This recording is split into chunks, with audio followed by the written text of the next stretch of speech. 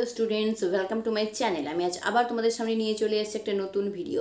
আজকের ভিডিওর মাধ্যমে আমরা একটা অনুচ্ছেদ রচনা শিখে নেব, যার টপিক হলো নিরক্ষরতা দূরীকরণ। আশা করি এই ভিডিওটা তোমাদের জন্য উপকারী হবে এবং তোমাদের ভালো লাগবে। যদি তোমাদের ভিডিওটা ভালো লাগে তাহলে অবশ্যই এটাকে লাইক করবে এবং হ্যাঁ, এটাকে হাইপ করতে একেবারেই ভুলবে না, কারণ তোমার একটা হাইপ এই ভিডিওটাকে লাখ লাখ স্টুডেন্ট অবধি পৌঁছে দিতে পারে এবং তাদেরও উপকার হতে পারে। তাই তুমি আমার জন্য নিশ্চয়ই একটা লাইক এবং একটা হাইপ করে দিও।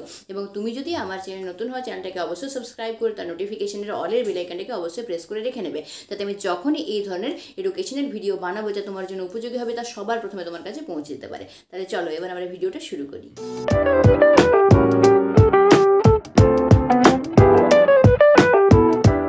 অনুচ্ছেদ রচনা, নিরক্ষরতা দূরীকরণ। শিক্ষা কি? যেন পেরিয়ে আকাশ সকালবেলায় সূর্য ওঠাটি। নিরক্ষরতা জাতির জীবনে সবচেয়ে বড় অন্ধকার, আর শিক্ষা হলো সেই অন্ধকার দূর করে আলোর প্রকাশ। যে নিরক্ষর সে চোখ থাকতেও অন্ধ, সে প্রতি পদক্ষেপে পিছিয়ে যায়। রবীন্দ্রনাথ ঠাকুর নিজে বলেছেন, মানুষের অন্ধত্বের মতো হলো নিরক্ষরতা। নিরক্ষরতা দূর হলেই মানুষ বুঝতে পারবে হোয়াট ইজ হোয়াট।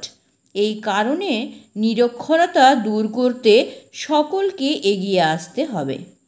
কিন্তু বাস্তব হচ্ছে যে স্বার্থপর মানুষ ও রাজনৈতিক নেতারা নিজেদের স্বার্থসিদ্ধির জন্য অপরকে স্বাক্ষর হতে দেয় না, যাতে তাদের শোষণ তারা কায়েম রাখতে পারে। ফলে অধিকাংশ মানুষ থাকে অশিক্ষিত।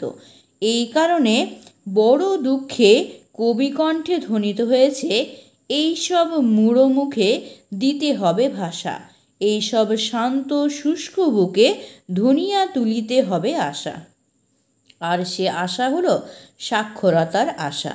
ভারতবর্ষে আজ প্রায় 120 কোটি মানুষের মধ্যে প্রায় 50 কোটি মানুষ নিরক্ষরতার অন্ধকারে ডুবে রয়েছে। কিন্তু ভারতের মতো গণতান্ত্রিক দেশের সার্বিক উন্নতির জন্য এটি দূর করা একান্তই দরকার। এর জন্য প্রয়োজন গণশিক্ষা, সর্বজনীন শিক্ষা। প্রথম কথা, মানুষকে অক্ষর জ্ঞান সম্পন্ন করা।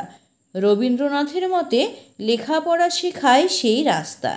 একটা প্রদীপ থেকে যেমন শত শত প্রদীপ জ্বালানো যায়, তেমনি ইচ ওয়ান টিচ ওয়ান নীতি মেনে ছাত্রছাত্রীদের তথা প্রত্যেকটি সাক্ষর মানুষকে এই কাজে এগিয়ে আসতে হবে।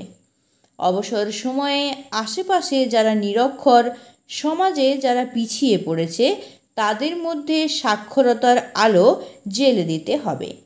এর জন্য ইতিবাচক মন নিয়ে হাতে হাত রেখে সকলকে একসাথে এগিয়ে আসতে হবে। তাহলে দেখলে কি সুন্দরভাবে এই টপিকের উপর আমরা একটা অনুচ্ছেদ রচনা করে নিতে পারলাম। তোমরাও কিন্তু ঠিক এইভাবে লেখার চেষ্টা করবে, তাহলে দেখবে তোমরা এক্সামে খুব ভালো মার্কস পেতে পারবে। তাহলে আজকের ভিডিওটা আমি এখানে শেষ করছি। পরের ভিডিওতে নতুন কোনো টপিক নিয়ে আবার তোমাদের সামনে হাজির হচ্ছে। ততক্ষণের জন্য বাই, এবং ভিডিওটা দেখার জন্য তোমাদের অসংখ্য ধন্যবাদ।